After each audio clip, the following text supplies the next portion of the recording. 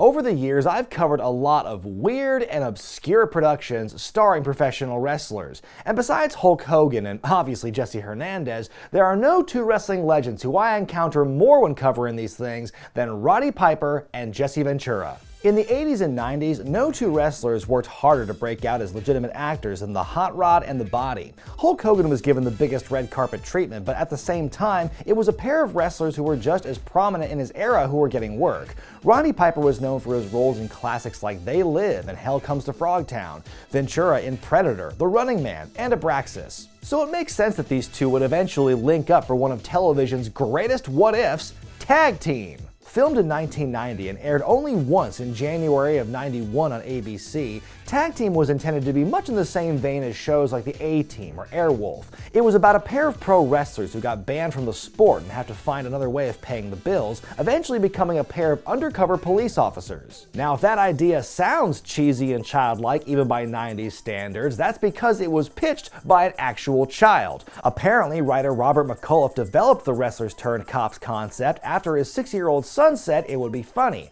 A million other hilarious occupations he could have picked, and the kid went with cops, truly one of television's least represented professions. Tag Team was picked up and was greenlit for a 13-episode run as a mid-season replacement, to be co-produced by Disney and Carolco, the company that made hits like Total Recall and Terminator 2. Even the Magnum PI writing team was apparently going to play a part. But as the story goes, everything was put on hold just before production was set to begin due to a lawsuit between the two companies. The suit was unrelated to the show, but Tag Team was abandoned nevertheless, and the pilot episode was all they had to show for it. Many moons ago, I covered this television relic at a live show in Los Angeles, alongside friendos Steven Larson and future WWE writer Rob Fee. But enough time has passed that I feel it's time for me to give this a proper go with a full review. So, how was it? Did the show have legs? And how many other children had a hand in producing it? We'll find out as we look at the 1-hour pilot episode of Tag Team.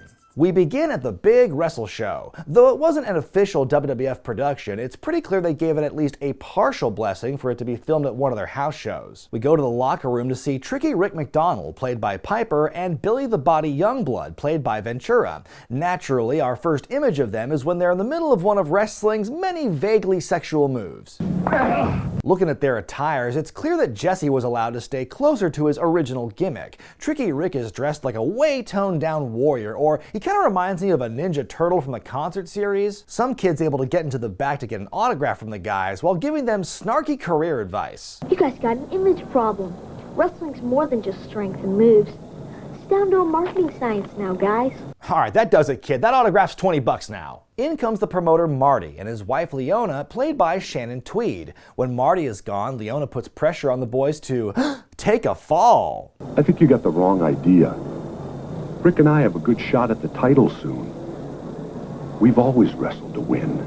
And we always will. Leona promises to use her power over her husband to get Ricky and Billy blackballed from the sport if they don't lay down, giving the guys something to think about. We cut to the arena, where the ring announcer is clearly dubbed over by Gene Okerlund. Ladies and gentlemen, this is your main event of the evening on No Holds Barred. McDonald and Youngblood take on the Samurai Brothers, played by Sato and Tanaka, accompanied by Mr. Saki, played by Mr. Fuji. Now it's time for the ring announcer to thoroughly explain the rules of a tag team match to this, a crowd full of people who have supposedly never seen wrestling before. There can only be one man from each team in the ring at the same time. The illegal man has a 5 count to get back outside the rope. A pinfall or submission is the only way you can win this match. The Samurai Bros jump our heroes from the start, utilizing all sorts of sneaky tactics. Powder in the eyes, weapons, all that mess. But through it all, Billy toughs it out. By the way, how lucky was this house show crowd to be witnessing Jesse Ventura and Roddy Piper versus the Orient Express in 1990? This is Jesse's first match in like 4 years and his last match ever, and it was all being filmed for a TV show. What a moment! It's time for the hot tag, which is easily the most produced shot of the entire pilot. I mean, look at the artistry of this. Ricky comes in like a house of fire, and sure enough, the two beat their vicious opponents. True to their word, Leona immediately makes up a lie about them to Marty that gets them fired in under 10 seconds. I'm no detective, but wouldn't the timing of her saying something just after they won raise an eyebrow? Now barred for life? Pfft, yeah, sure, until the big return match in 6 months, right? Ricky and Billy head back to their place in LA, at the same building in New York where Sal Bandini trains out of, and also where Patty's Pub is located in Philly. This show worked to break the tired stereotype of wrestlers being dumb meatheads. When we see these dudes hang out and do literally everything together in various stages of dress, you can tell they're really good friends, strong support systems who are sensitive to each other's emotional needs. Look, Billy, I'm sorry. You're sorry. No, I'm sorry. You could wrestle as a single or hook up with someone else. I don't want to hold you back. Give me a break. You're my best friend, you're my roommate, and you're making me depressed. So why don't you go back to thinking, okay? You've been doing just fine. Sure. When you help me, I do fine. These guys take on a series of odd jobs to try and pay the rent for their apartment here in Los Yorkdelphia. In one scene, they're trying to move a piano, which apparently weighs 3,000 pounds, as it slides down the steps and completely plows through the wall of a building.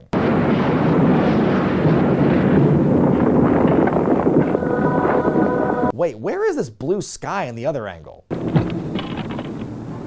Rick? Yeah? I think we body slammed the truck. Nope, that's not what a body slam is. Up next, they sign up as dummies for a female self-defense class, which is taught by the woman who would go on to play Mimi on the Drew Carey Show, which means that the pro wrestling and Drew Carey universes are more intertwined than we think. Women of the world, defend! How much we're getting paid for this? At one point, Ricky even thinks about opening a wrestling school, but Billy shoots it down. Champions do that sort of thing when they retire. Face it, we lost a few times. Right, if there is one universal truth in wrestling, it's that journeymen who lost a lot never make good trainers. Before they decide to start their own outlaw promotion or just put on masks and sneak back onto shows, the two go to the grocery store where they happen upon a very casual armed robbery taking place. Either you leave her alone or I'm going to separate your head from the rest of your body. Ricky takes out the would-be robber using moves you would never do in a real fight, like a double eye poke and an airplane spin. Then again, wrestling is 100% legitimate in this world, so I guess they would use him here. The robber's friends have guns and start blasting, so obviously the wrestlers chase after them. Remember the high flyers?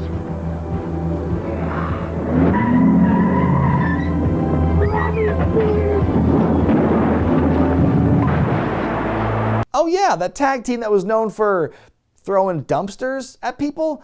Or maybe this is the writer's way of saying they thought Greg Gagne was trash. The cops on the scene are impressed with Ricky and Billy's brand of justice, and they plant the idea in our heroes' heads to become police officers themselves. The commercial break helps bypass the 3 to 4 month waiting period to see if their applications are approved, and suddenly we're on to the physical tests. It's here where they encounter the ball-breaking Lieutenant Steckler, played by Robin Curtis, best known for playing Lieutenant Saavik in Star Trek's 3 and 4. But if this is some kind of spandex wrestler, adolescent hormone-driven fantasy goof that wastes my time, I'll dropkick the pair of you right out of the ring.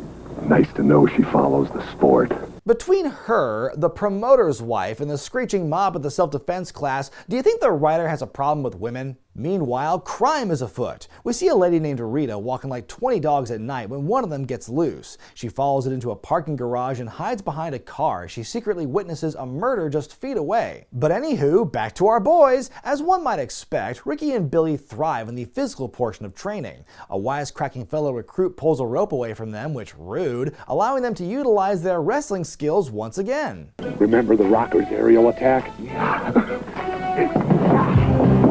Not bad. I love that in this show, the two would just remind each other of other tag teams to get them out of jams. I can't wait for the inevitable Killer Bees switcheroo. Elsewhere, Rita identifies the killers from a police lineup. One of the cops, who seems very nice and caring with his scrunched up grouchy face, assures her that she'll be under police protection before having to identify them in court. She looks comforted. What kind of shoddy police work is this? Forget about getting Rita's testimony. Has anyone talked to the dog? Back at the massive pad, Ricky is worried he won't pass the written test, until Billy helps him out by unlocking his encyclopedic wrestling knowledge. Rick, who are the biggest wrestlers to ever get in the ring? Under the giant 7'4", Shoei Baba 7'2". Most popular wrestlers today. Hulkster, Ultimate Warrior, Jake the Snake. Why? What's the point, man? Procedure when arson is suspected. Notify Field Liaison Detective HQ Fire Department Arson Section. Man, that skill would have been nice to have when I was younger. It would have made finishing college a lot easier. Sure enough, Ricky's able to pass after walking through one of the most bewildering mind palaces of all time.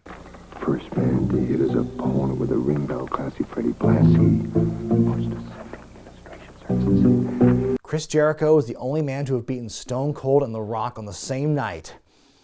Miranda writes, we then skip the small things like the background check, the polygraph test, the psychological screenings, and the oral interviews. Both guys graduate and officially become cops, all while managing to keep their original hairstyles. Well, I suppose when you've sold out Madison Square Garden, you get to play by your own rules. Meanwhile, in an office building, Mr. Riker, a character whose only clear trait seems to be broadly evil and/or corrupt businessman, tells the two gunmen from earlier they have to find the woman who witnessed them before she can testify. It's the first day on the job for McDonald and Youngblood, and I am so confused about the passing of time on this show. By the miracle of convenient writing, hard-ass Lieutenant Steckler has been promoted to hard-ass Captain Steckler, and she puts them on duty to help guard Rita. The veterans giving the new guys shit for how they look is clearly one of the biggest elements lifted from the world of professional wrestling. Looks like we started recruiting from clown camp. All rookies look like that. I did always think part of being undercover meant you had to, blend in a little bit. Nothing about these guys says incognito, especially in Billy's case. Did the wardrobe department just tell Jesse that his own clothes would be fine? Ricky and Billy are holed up in the safe house with Rita and the other two cops who seem very cavalier about everything.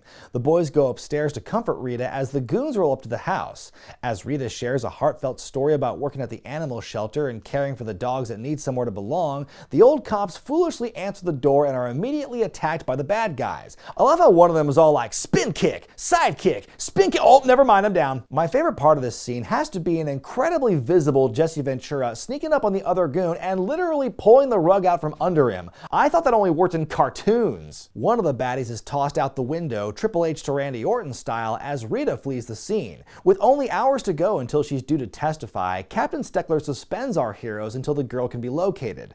Billy says he's worried about getting screwed over by the bureaucracy, which sounds like a very Jesse thing for him to say. But hey, no union busting in the police force, Jess. That's one less problem. Well, maybe there's something between this and wrestling. Maybe Mall security? we could be ranch hands. Oh yeah, I can see that version of the show playing out as well. Remember the smoking guns? I really like this job. It's really starting to feel like we're fitting in. Really? Because every scene in which you've worked with other cops feels like the opposite of fitting in. Like any good pair of TV cops, Billy and Ricky defy the captain's orders and go looking for the girl themselves, after they commandeer an unmarked car from the wise guy they met back at the academy. As they scream through that famously light LA traffic, they're accompanied by a distractingly chipper musical score. Do it. Nice pickup, huh? Technically, we may have stolen this car. No, I think it was given up by an officer in the strict dereliction of his duty. You guys are crazy!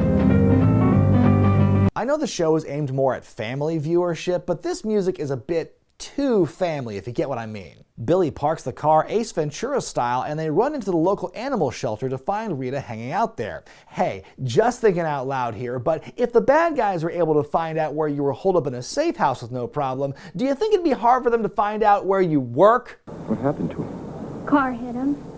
Happens all the time to these street dogs. Yeah, probably by Billy when he was driving out there like a maniac. The guys convince her to testify and they make their way to the courthouse, but the baddies catch up to them. After some misdirection, our heroes leap approximately 20 feet through the air to land on the goons and the fight is on. These baddies must have gone to the same wrestling school as the Samurai Brothers because we're seeing a lot of the same dirty tricks at play here. If this show's helped me figure out one thing, it's that nothing is better than seeing pro wrestling moves, in particular the fakest looking ones of all, being used so effectively in non-wrestling environments. Where else are you going to see some untrained goon hit the ropes like that? But that's not even the best part of this scene. Remember that match they had earlier in the episode where they made the hot tag? Well, I'm happy to report that awesome moment there, that's a recurring plot device.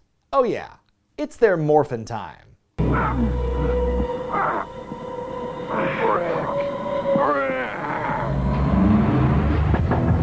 Fuck yes! But like, what would have happened if Billy didn't put his hand out for the tag? Would Rick have just stood there watching his friend die because he was afraid a referee was gonna pop out and reprimand him? Anyway, the good guys come back and win the day. I get the feeling this show was meant to have a lot of moments where the two would just throw baddies into and out of things. Rita arrives at the courthouse safe and sound, Captain Steckler commends the two for their heroism, which sprung from their insubordination, and brushes the old cops aside for the new blood in town. Oh, by the way, that older cop was wearing a vest when he was blasted at point-blank range earlier, which is why he's back up and about. Mere hours later, his organ's still in place and not rendered to a pile of indiscernible goop. In the episode's postscript, we head back to the apartment, where Rita's arrived with that previously injured shelter dog that Ricky volunteered to adopt earlier.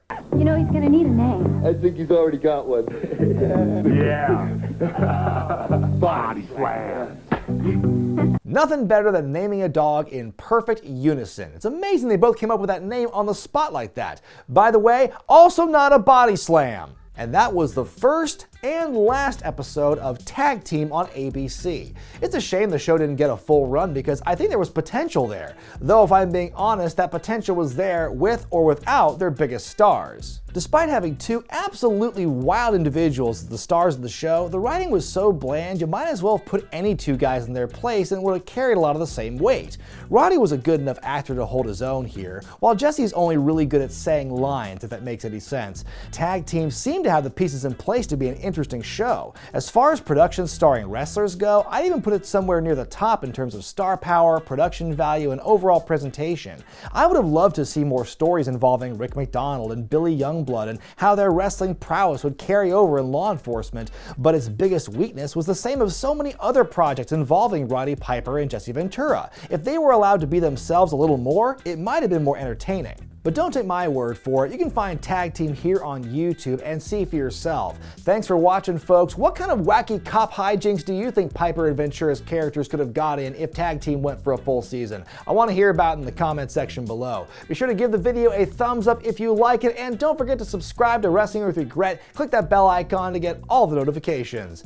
I'm Brian Zane, and I'll see you next time.